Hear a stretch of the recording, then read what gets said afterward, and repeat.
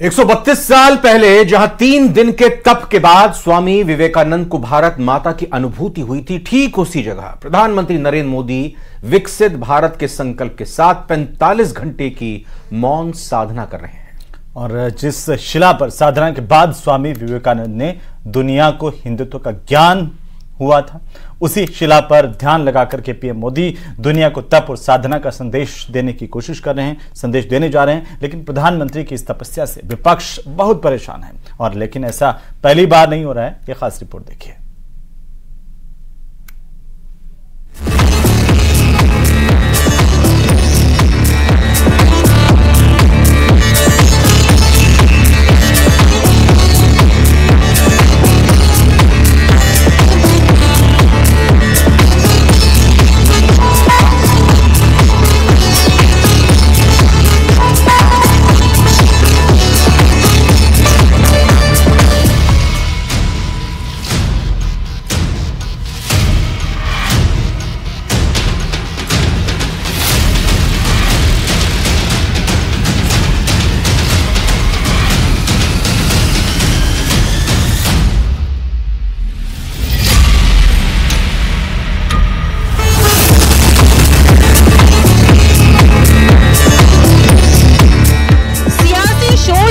कन्याकुमारी के विवेकानंद रॉक पर पीएम मोदी साधना कर रहे हैं, तप कर रहे हैं और आध्यात्म का संदेश दे रहे हैं।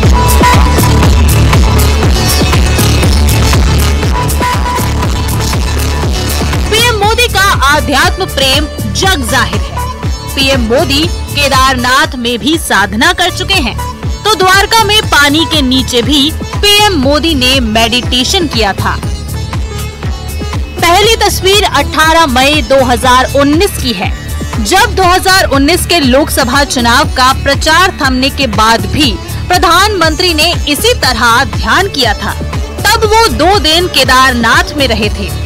दूसरी तस्वीर 18 जनवरी 2024 की है, जहां राम मंदिर की प्राण प्रतिष्ठा से पहले पीएम मोदी ने केरल के गुरुवयूर मंदिर के दर्शन किए थे। और तीसरी तस्वीर 25 मई 2024 की है, जहां पीएम ने गुजरात के द्वारका में समंदर के नीचे जलमग्न द्वारका नगरी में जाकर प्रार्थना की थी। अब पीएम मोदी के कन्याकुमारी वाले ध्यान से विपक्ष परेशान होने लगा है। ममता बनर्जी ने तो 2 टूक कह दिया कि अगर प्रधानमंत्री का कार्यक्रम टीवी पर दिखाया गया तो वो चुनाव आयोग पहुंच जाएंगी, क्योंकि वो भी पीएम का प्रचार ही होगा।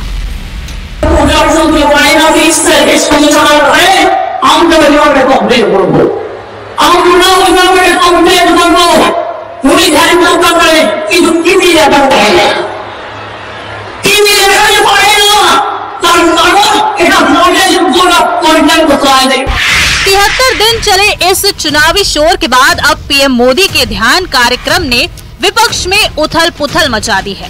कांग्रेस से लेकर समाजवादी पार्टी, आरजेडी से लेकर टीएमसी पार्टी, सब पीएम के कार्यक्रम को ड्रामा बता रहे हैं और चुनाव आयोग से पीएम के प्रोग्राम के खिलाफ शिकायत दे चुके हैं। बहुत अच्छी बात है, जा रहे हैं। मैं तो समझती हूँ कि जाने की क्या जरूरत है, घर पे भी बैठ के अगर मेडिटेशन अगर आप कर सकते हैं, कोई भी मेडिटेशन कहीं भी कर सकता है, लेकिन उसका इतना प्रचार नहीं होता है, मैं समझती हूँ। तो ये अच्छी बात है और जाएं जहाँ जाना चाहिए। अब इतने अपशब्दों का आपने इस्तेमाल किया जैसा इस देश के इतिहास में कभी नहीं हुआ, और वो भी ध्यान करेंगे। आपको असल में रिफ्लेक्शन करना चाहिए, आत्मचिंतन, और आत्मचिंतन बिना कैमरे के करिएगा। आपकी आदत है कि गुफा में भी जाते हैं तो 5 कैमरा पहले से सेट कर लेते हैं। प्रचार खत्म होने के बाद पीएम मोदी की साधना शुरू हो चुकी है, और इसी के साथ शुरू हो चुकी है विपक्ष की सियासत, जो अब 1 जून तक जारी रहेगी, जब तक मोदी ध्यान लगाएंगे। Bureau report, news 18।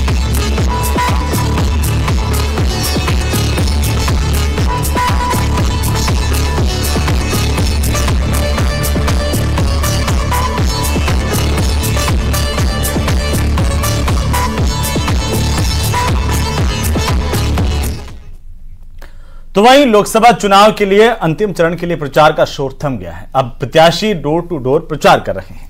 1 जून को 57 सीटों पर मतदान के साथ ही लोकसभा चुनाव के लिए वोटिंग की प्रक्रिया खत्म हो जाएगी। पीएम मोदी वाराणसी समेत कई हाई प्रोफाइल सीटों पर कैंपेनिंग इससे पहले कर चुके हैं, लेकिन अब नतीजा इस चीज का है, या कहें कि नतीजों का इंतजार 4 जून को लेकर है, लेकिन अब आखिरी फेज में वोटिंग कैसे होती है इस पर सबकी नजर रहेगी।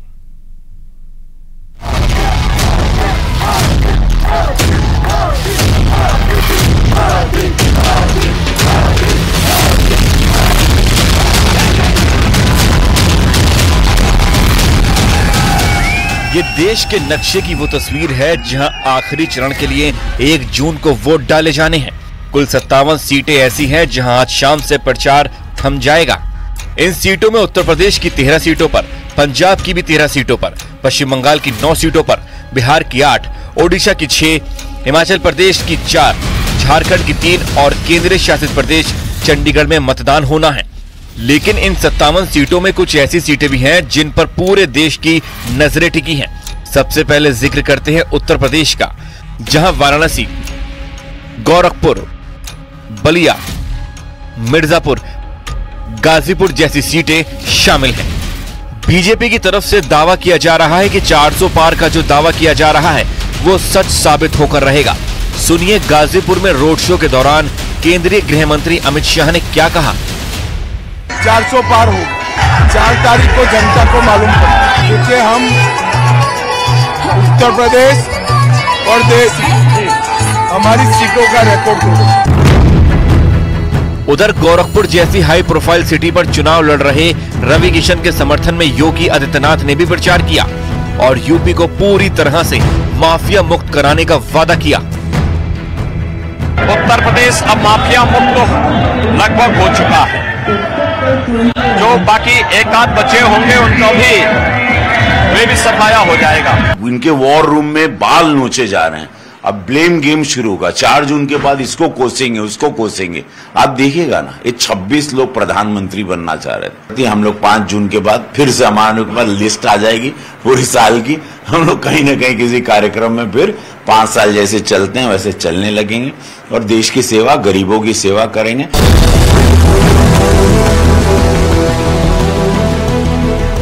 उधर वाराणसी सीट को लेकर कांग्रेस के अजय राय का कॉन्फिडेंस अलग ही लेवल पर पहुंच गया। हम तो लगातार लगे हैं ना, हमारे कार्यकर्ता देखिए, हमारे दिन रात लोग लगे हैं। हमारे इस बार जनता चुनाव लड़ रही है। जनता सबसे आगे है, जनता लड़ रही है। और वो जो लीड बढ़ाने की बात है कि इस बार सबसे बड़ी लीड वो वक्त बताएगा। कह तो रहे कि 14 नहीं रुके, 19 नहीं रुके, 24 में क्यों रुक रहे हो भाई बनारस में। आखिरी चरण की जंग में हिमाचल प्रदेश की हमीरपुर सीट और मंडी पर लोगों की नजरें टिकी हैं, क्योंकि हमीरपुर से बीजेपी के अनुराग ठाकुर चुनाव लड़ रहे हैं, जबकि मंडी से कंगना रनौत पहली बार चुनाव में अपनी किस्मत आजमा रही हैं। मेरा तो घर है यहाँ पे, मेरी जमीनें हैं यहाँ पे, मेरा बिजनेस है यहाँ पे, तो मैं और कहाँ जाऊंगी। Regardless of I become MP और नॉट, मैं रहूंगी तो घर में। मैं हिमाचल की हूँ।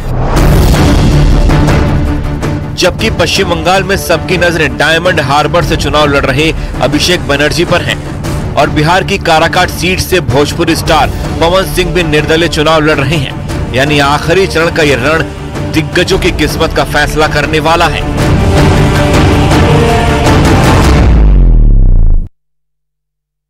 बात उस हाई प्रोफाइल सीट की करते हैं जो बीजेपी के लिए साख का सवाल है, और ऐसे में खुद सीएम योगी मशहूर अभिनेत्री कंगना रनौत के लिए मंडी के मैदान में उतर गए और इस दौरान उन्होंने कंगना की जमकर तारीफ की। उनकी तारीफ में जमकर कसीदे पढ़े और उनकी मीराबाई से लेकर लक्ष्मीबाई तक से तुलना कर दी। आप ये रिपोर्ट देखिए।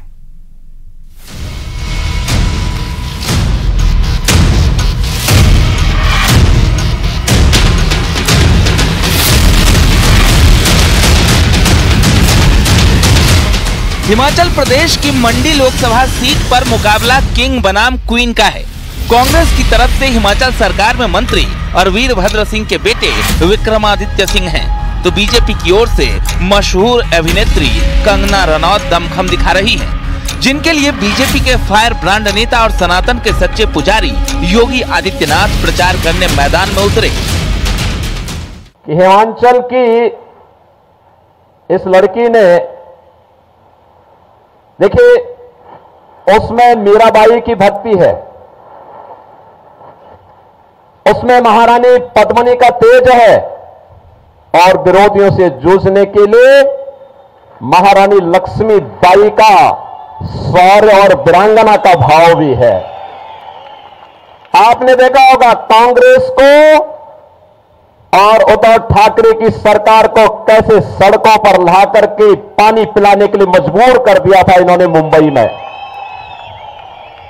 तब लोग पूछते थे कि कंगना रनौत कौन है। तब यहां से जयराम ठाकुर जी का बयान आया था, कहा कि हमारी यहां की बेटी है और अगर कोई कुछ बाल बाका भी करेगा यहां की दूर भूमि खड़ी हो जाएगी। मंडी में चुनाव का शोर है तो प्रचार का जोर है। इस सीट की खास बात यह है कि ये कभी कांग्रेस तो कभी बीजेपी के खाते में जाती रहती है। मंडी सीट पर अब तक 17 बार लोकसभा चुनाव और 3 बार उपचुनाव हो चुके हैं। इसमें 13 बार राज परिवार के सदस्यों ने जीत दर्ज की है, लेकिन बीते 3 चुनाव में बीजेपी को 2 बार और कांग्रेस को 1 बार जीत मिली है। और इस बार बीजेपी का दावा है कि कंगना रनौत की वजह से जीत मिलेगी। क्यों एक ऐसे प्रत्याशी को टिकट दिया जिनके ऊपर एक बहुत बड़ा प्रश्न चिन्ह उनके इस नजरिए से आज स्वयंसेवक के लोग, राष्ट्रीय स्वयंसेवक संघ के लोग भी उस चीज को उठा रहे हैं। तो ये चिंतन का विषय है। क्या भाजपा के पास और कोई अच्छा प्रत्याशी नहीं था?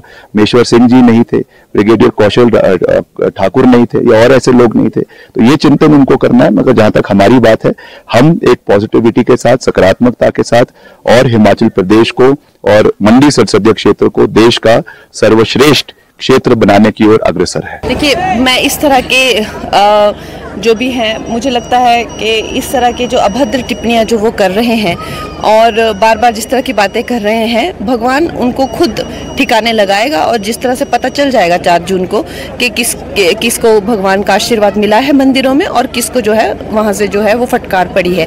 ये 4 जून को पता चल जाएगा। यानी क्वीन बनाम किंग की इस लड़ाई को और दिलचस्प बनाने के लिए खुद सीएम योगी ने मोर्चा संभाला है और हिमाचल की मंडी में उन मुद्दों को उठाया है जिससे 80% वोट बैंक को साधा जा सके। कांग्रेस और आम आदमी पार्टी कहते कि हम मिलकर चुनाव लड़ेंगे, लेकिन पंजाब में उनकी सरकार है, पंजाब में दोनों एक दूसरे के खिलाफ लड़ रहे हैं। देश के अंदर टीएमसी और कांग्रेस कहती है कि हम मिलकर के चुनाव लड़ेंगे, लेकिन बंगाल में जहां टीएमसी की सरकार है वहां एक दूसरे को गाली दे रहे हैं। ऐसे ही हर राज्य में इनके हाल है। और इनका घोषणा पत्र, कांग्रेस का घोषणा पत्र तो ऐसे लगता है जैसे मुस्लिम लीग का घोषणा पत्र हो। मंडी संसदीय सीट देश की दूसरी सबसे बड़ी और काशी के बाद दूसरी सबसे हॉट सीट है। यहाँ महंगाई, बेरोजगारी, पर्यटन विस्तार, बेहतरीन सड़क सुविधा जैसे मुद्दे चुनाव का रुख बदल सकते हैं। लेकिन चुनाव प्रचार के आखिरी दिन जैसे ही सीएम योगी ने मोर्चा संभाला, लड़ाई राम भक्त और रामद्रोहियों के बीच हो गई। अब इंतजार 4 जून का है। Bureau report, news 18।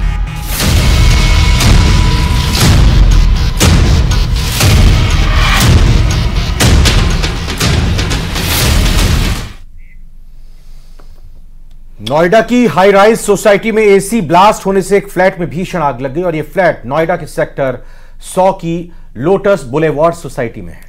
और आग की भीषण लपटें आप अपनी टीवी स्क्रीन पर देख सकते हैं कि देखते ही देखते किस तरीके से इस आग ने विकराल रूप धारण कर लिया। कुछ ही घंटों के भीतर आग ने पूरे फ्लैट को अपनी चपेट में ले लिया और इसके बाद आसपास के फ्लैट्स में रहने वाले लोग भी अपने अपने घरों को छोड़कर ग्राउंड की तरफ भागने लगे। पूरी सोसाइटी में अफरा तफरी का माहौल देखा गया। इस फ्लैट में रखा हुआ हर सामान आग लगने से पूरी तरह जल गया। आप ये देख सकते हैं तस्वीरों में किस तरह एक एक सामान आग में जलकर खाक हो चुका है।